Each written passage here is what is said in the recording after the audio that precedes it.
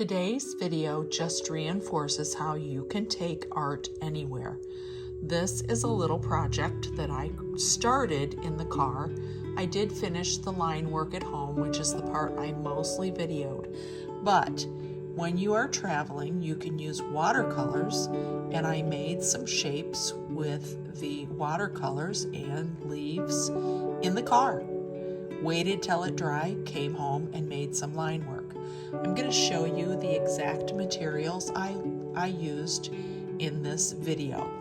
First is the watercolor pen, and it's really nice because you just fill the well with water prior to using. You can use a paper towel to clean it off in between colors, which is exactly what I did in the car. And then I'm showing you the specific watercolors that I used. These were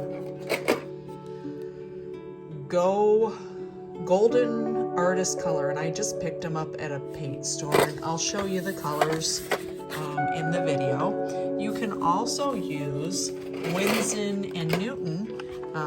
I have used these traveling before, but you have to wet the watercolors, and I just thought I would use the pre-mixed watercolor for this. And then outline with some micron pens. I really hope you enjoy this little tutorial, and just remember, keep it fun, keep it loose, and just get lost in the drawing. If you have any questions about how to develop roses or anything like that, please make a comment in the video. And also, please remember to like and subscribe if you like these little tutorials for your mental health and well-being.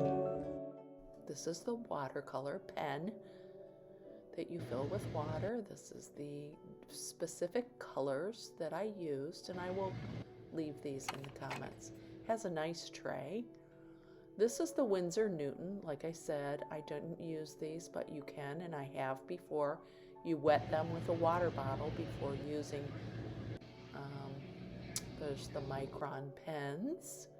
Again, that nice little watercolor pen I love.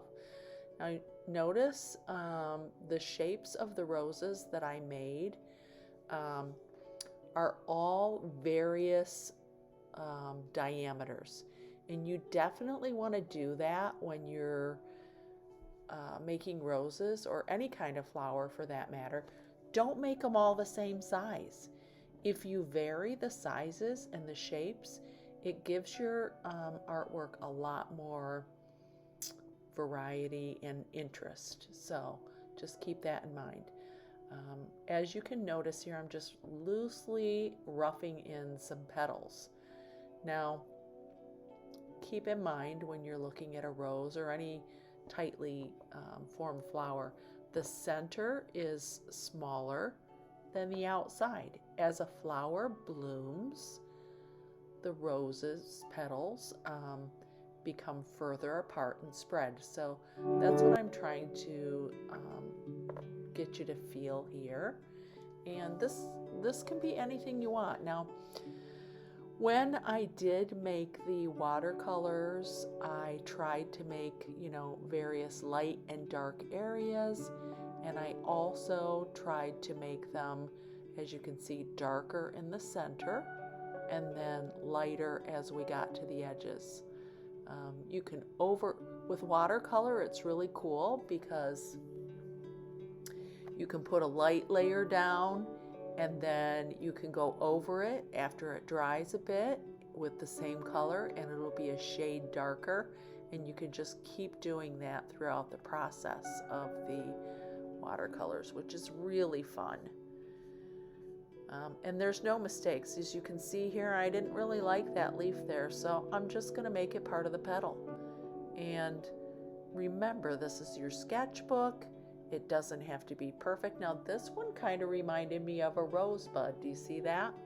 So I decided to make that shape mimic more of a closed bud with overlapping petals. And, it's starting to open on the edges again. You can see that the outside is larger than the inside petals. And remember, just have fun with it. You know, make your lines, make your marks. The insides, I try to, when I'm making the petals, don't connect them at the same point. So, in other words, overlap. See how I overlapped that one and this one? And I'm trying to get a little bit larger as we go to the outside. And I like the organic shapes. I have seen some people draw roses that are more circular, and there's nothing wrong with that. This is my preference. I really like the organic or, you know, not so formed petals. I just think they look a little bit more interesting. Again, see, I'm starting more towards the center of that to overlap, to make your petals. And just take your time with this. There are no mistakes. If you don't like it, you can try again. I practiced roses for quite some time before I got the style or the shape of the rose petals that I like to draw. Here I'm just kind of shading in the middle section a little bit, because remember, when you look at a flower, it does appear darker in the center than on the outside. So I'm just, you know, kind of loosely scribbling in and making my lines more prominent in the center of the roses.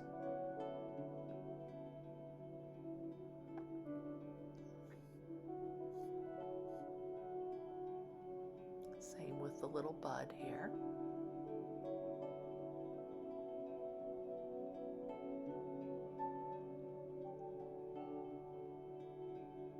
And it's just fun and relaxing to just let yourself go. It doesn't have to be perfect. And I find myself, when I'm doing lines or shapes, especially organic things, it's just very relaxing, you know, just flowing. And it just gets your brain into a happy place.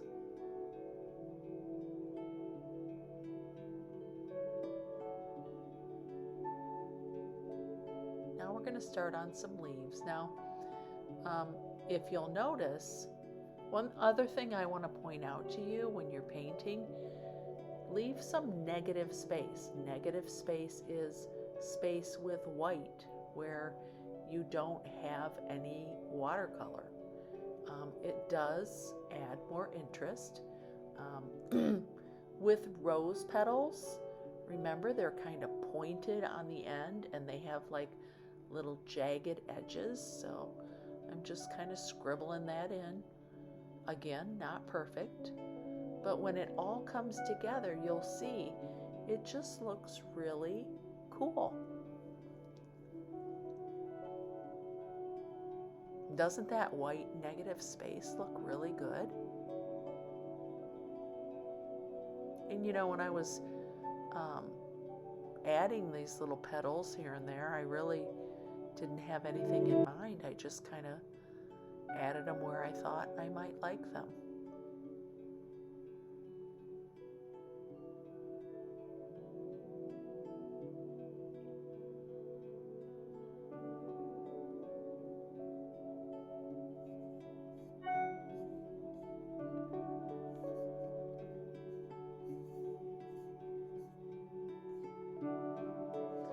Here's another area that I thought, kind of looks like another rosebud, so we'll just turn it into one.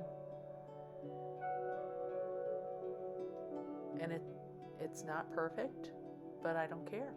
I like it like that. It leaves more to the imagination. Kind to shade in that center a little bit to make it a little darker, give the appearance that, you know, it's unfolding.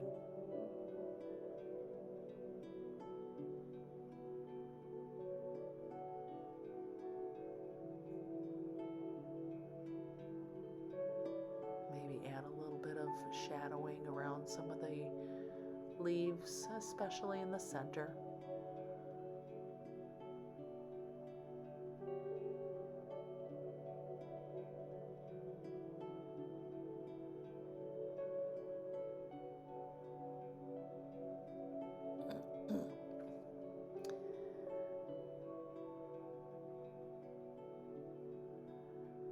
You know, and I'm looking at these leaves, and I like the way they're coming along with the little pointy, jagged edges, but then I thought, what about some little marks in the center? So I just decided to add some of those very lightly. Not perfect, which I like. And you can really mimic the way the direction of the leaf by which way you put the line.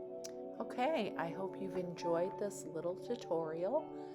I really hope you try to make some of these in your own art journal. Remember, have fun with it. It doesn't have to be perfect, and you will gain so much relaxation and peace. If you like this video, please give me a thumbs up, share it with your friends, and please share what you've created in the comments. Thanks so much for watching, and I look forward to you on the next release of the Catch Some Soul Shine podcast, because it's my goal to help you awaken your brilliance even after life's darkest moments. Shine bright, and I'll see you next week.